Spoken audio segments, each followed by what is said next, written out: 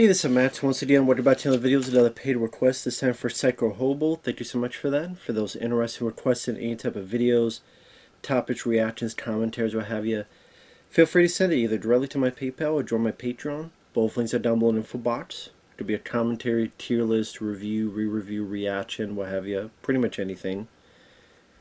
But yeah, May from 2002. It's directed by Lucky McKee. And Lucky McKee was a guy I remember back to the day for like 15 minutes. People were talking about how he was going to be one of the next big horror directors. There was like him. What was that guy? Dante Tomaselli, or whoever remembers him. Rob Schmidt, because he did Wrong Turn. These other guys. And sadly, like, not much happened for these guys. I mean, Lucky McKee did make more movies. He what was it, The Woman he did with Angela Bettis, who stars in this film, among other stuff, but nothing too big, monumental that people really remember a whole lot. But yeah, Lucky McKee, he did do The Woods, he did do The Woman, among others. And it stars Angela Bettis. I would say this is definitely her big claim to fame. She starred in one of the versions of Carrie. I forget which version it was. I think it was a TV version. And she would also be in Lucky McKee's other films, at least a good chunk of them. Jeremy Sisto's in the film. Funny enough, talking about Wrong Turn, he was in that first one. There's a guy who plays the punk guy. I remember him. He played Randy Quaid's son, one of the sons, in Independence Day. Anna Faris from Scary Movie 1, 2, 3. Was she in the fourth one? Maybe, I can't remember, but she is in it as well. The film, Angela Bettis does do a good job in the movie. I will say that. She plays a very lonely individual. As a kid, she was kind of ostracized because she had a lazy eye. She wore a patch. People called her a pirate. Her mom gave her this doll named Susie, but even then the doll could not be taken out of the case. So pretty much Angela Bettis was a character that grew up never having a friend. And the only friend she had was this doll that she couldn't even touch. So she works at a vet place. She's a very meek girl with glasses, very shy. And slowly she starts opening up. She meets Jeremy Sisto while doing laundry. And she likes his hands. And he starts seemingly being nice to her, offers cigarettes and stuff. And I like Jeremy Sisto. I think he's a good actor. I've seen him in quite a few other stuff. This isn't weird, but I just found it... I know a lot of people do this, but like when he sleeps, he put his arm in the air like this. Just for me, I've never done that, but I know there are people who do. So he sleeps, but he puts his arm in the air like this. Like this. While put his head down. Only for her to then do this, to walk up to him while he's sleeping and do this. Because, like, again, would you sleep like this? I don't know how to do it. Okay, imagine I'm down, but even though I'm down, I have my hand like this. I don't know how the hell that would be comfortable, but I'm sure there are people that sleep like that. I'm like, how the hell, my arm would go to sleep and I would be numb and I would feel like, wake up. But I'm a fussy sleeper, what can I say?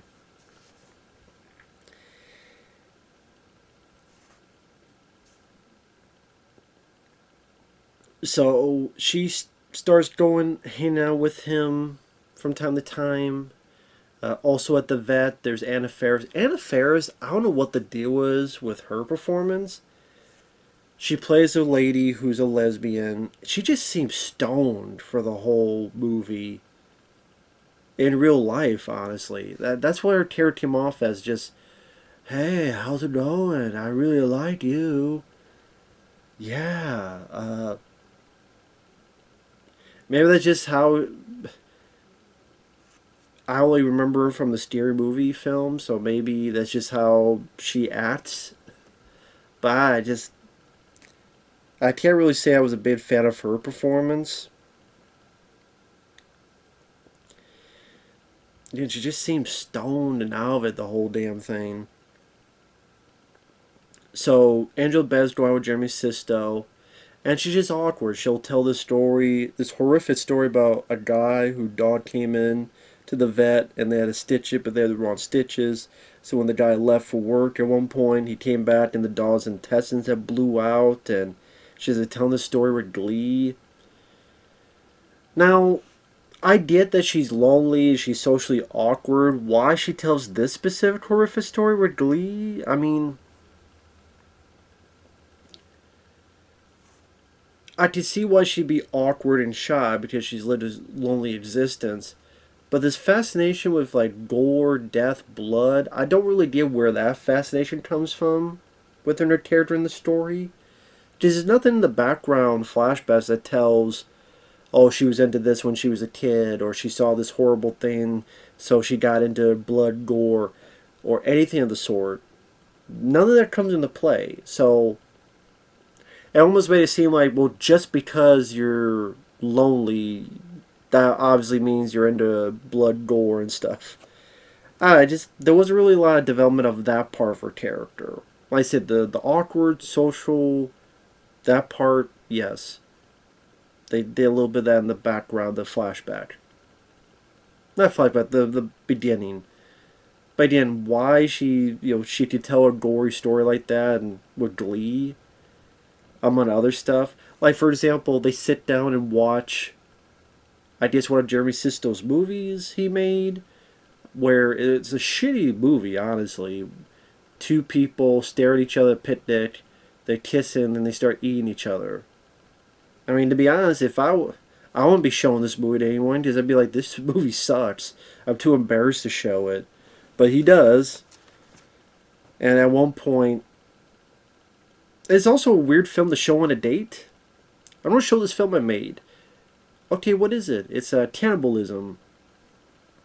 And this is a guy that seemed like he wanted to get in the mood to have sex with Angela Bettis' character. It's not really the movie to put on. It'd be like, hey, let's go on a date and put on Maniac with Joe Spinell. See how that works out. Just ask my friend Effrey. It doesn't work out well. For those who don't know that story, you probably do, but my friend Effrey,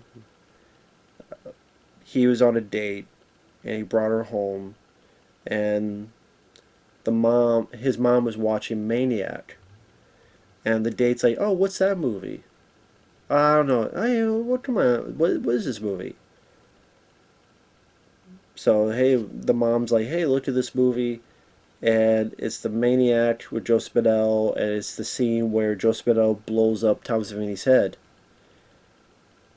Apparently, the date looked at the mom, looked at Effrey, walked right out. Effrey followed her. It's like, what's the deal? This is sick. This is disgusting. You wanted to watch the fucking movie. I don't. So yeah, on dates, it's like when Travis Bickle took the one girl to a porno in Taxi Driver. That and gore films aren't really the best date movies, so I don't know why Jeremy Sisto decided to show this movie, where it had two people. I don't know. I thought it was a bit weird of a choice, but okay. And again, she gets so hot and bothered by it that when they kiss, she bites his lip and he's bleeding. And she doesn't think that really anything wrong of it. So they go off. I always thought it was very, very convenient. This was incredibly convenient. There's a point where she goes to see Jeremy Sisto again. And she's ready to knock on the door, but she hears noise and voices. So she's standing right outside the door. And a guy's telling Jeremy Sisto, oh, your cigarette, like, air that out.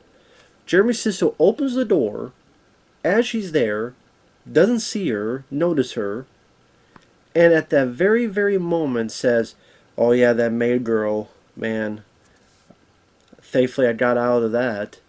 Thankfully, I got away from that crazy. From that, I forget his that. Pretty much talking shit about her. How convenient at that same time, at the same moment, at the same point, she got up there and knocked on before she knocked on the door. What if she knocked on the door? What if he opened the door and you saw her? No, and she happened to be at the right moment. What if they were talking about, I don't know, McDonald's or talking about what movie you see last night? At that right moment, the right conversation was happening for her to see and hear and be devastated by. And then she runs off, gets with Anna Faris. Anna Faris seduces her. So now she thinks Anna Faris likes her. But then ultimately she's with someone else and it was just for fun. So Angela Bettis gets upset of that. I will say the movie, I don't mind its basis of, okay, these are the events happening of her psychological breakdown where she had no friends, she didn't know who to trust, she trusted one person, but then, okay, she's awkward, she doesn't know how to handle other humans because she hasn't had much contact because she's been lonely, but then one completely dumps her and verbally trashes her. The other seduces her, but then kind of, oh yeah, just a dad, just for fun. This rejection, this kind of series of rejections to lead her up to this mental state. Again, why from the get-go she was kind of into the violent stuff, and I don't really get into that portion that I remember, but whatever. Also, I mean, I guess this is up to her social awkwardness. Some of her choices are a bit weird as well. I guess that's the point, but like for example, she takes a job at this take care of these blind kids. Volunteer. So she decides to bring her glass box with her doll in it. I'm sitting there going, this is a glass box. You have a bunch of kids who are blind. They can't see. Not for nothing, but if I have a glass box, do I really want it around blind kids that I'm not going to be able to see? So they could hit it or they could do this, and it just seemed like a bad idea from the start. That's just me. And lo and behold, it drops and kids get their fingers and stuff cut. Which I'm surprised she didn't get in trouble with the law or something with that. Like, you think, okay, now the law's going to be involved. At the very least, what's it called? The term. There's a certain term I'm thinking of where, obviously, no, not murder, not manslaughter or anything, but God, it was on the tip of my tongue. I forgot. But like people would see this and they would call the police, and how her poor handling, negligent is the word I'm thinking of.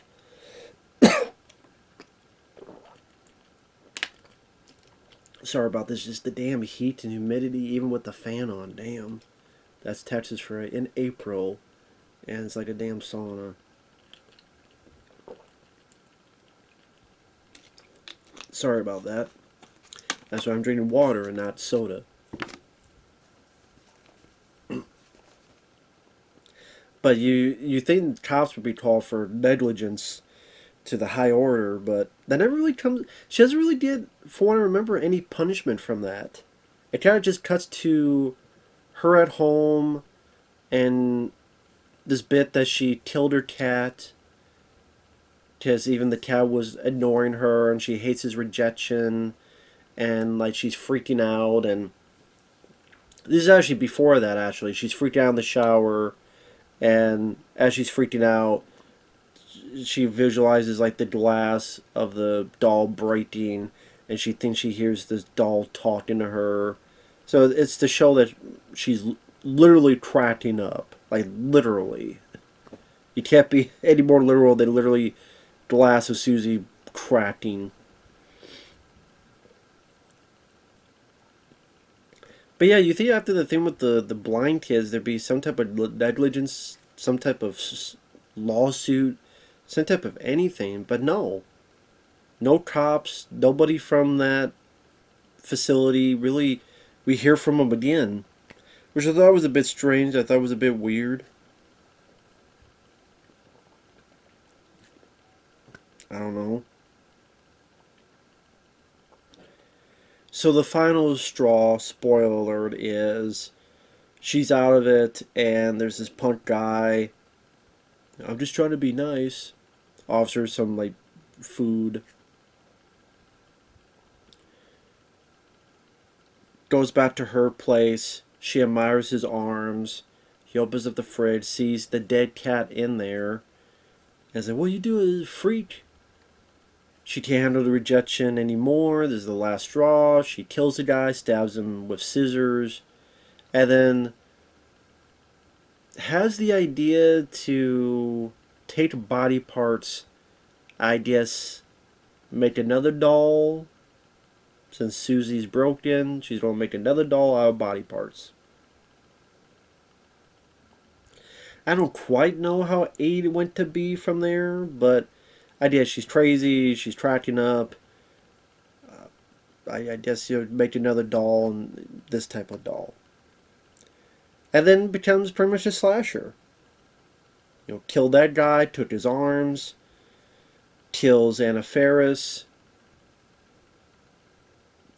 kills Anna Faris' girlfriend, takes her legs, kills Jeremy Sisto, takes his hands, kills Jeremy Sisto's girlfriend.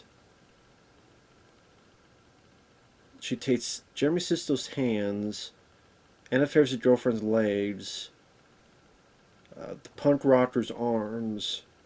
Anna Faris, I think, takes her neck. And as a face, she just kind of makes like a amalgamation of stuff.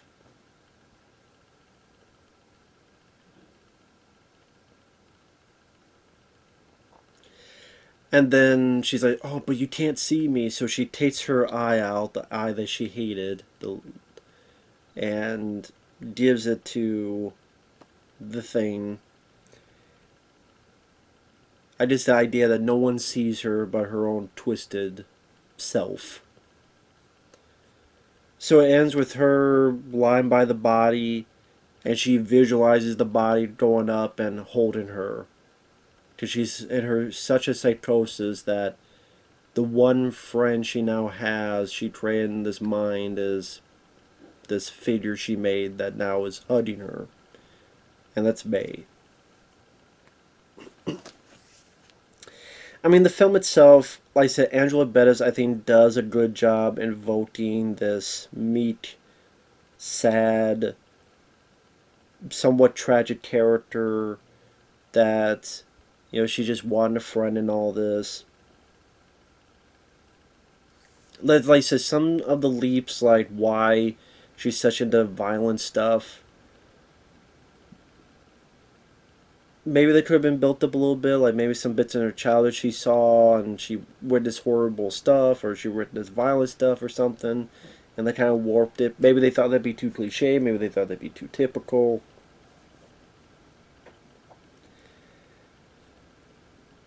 Jeremy Sisto, I liked. I thought it was kind of funny that when he sees his girlfriend stabbed, he just does this. Ah, ah, ah. And I'm like, no disrespect to Angela Bettis, but she probably weighs like 80 pounds. Just kick her. Or something. He doesn't do any of that. Like, for good, men is like, while, okay, your girlfriend is stabbed, you could, like, grab her, throw her, punch her, kick her. Doesn't do any of that. Like this. Ah. Okay. And then it cuts away, so he dies off screen.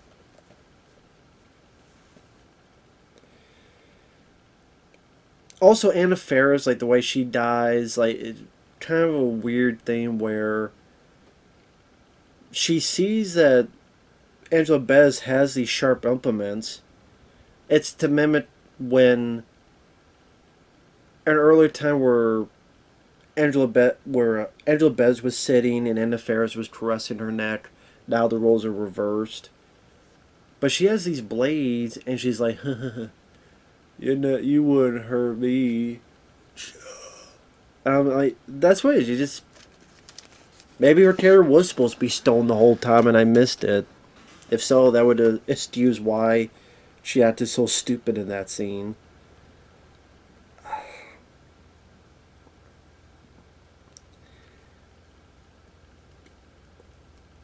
Like I said, it's interesting enough to see Angela Bettis' performance.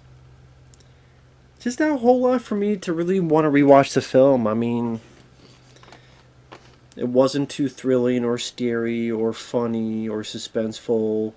There's a little bit of gore, but not crazy amounts. Yeah, a few kills in the third act that are there.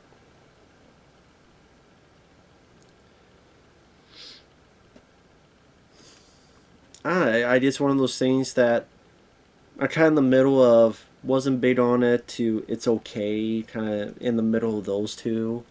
I don't think it's an awful film. I don't think it's an awfully made film. It's other than Anna Faris, I do think she did a bad job. Thought she was just terrible. I think the rest of the cast does fine. Like I said, certain things I'm a bit confused by. Like again, forgive me for missing something. I do miss a lot of stuff. I will admit when I lose interest in a movie, it's not engaging me as much. There are times where I miss certain details. I will admit that. But I'm like, well, again, all these kids, the blind kids got it all cut up. Where are the fucking cops? Where's the fucking anything? Where's the follow up to this? It almost acts as if that didn't happen. Like I said, I don't think it's an awful, terrible movie. It's just not a film I would ever watch again. I've seen it once before. I'm like, same thing. So, if you watch the trailer or if you like Angela Bettis or anything, I'm sure it's worth a watch. Just not something that I loved or anything. I don't know how else to put it. So with that said, thanks for watching. Take care. We'll see you guys later. Bye bye.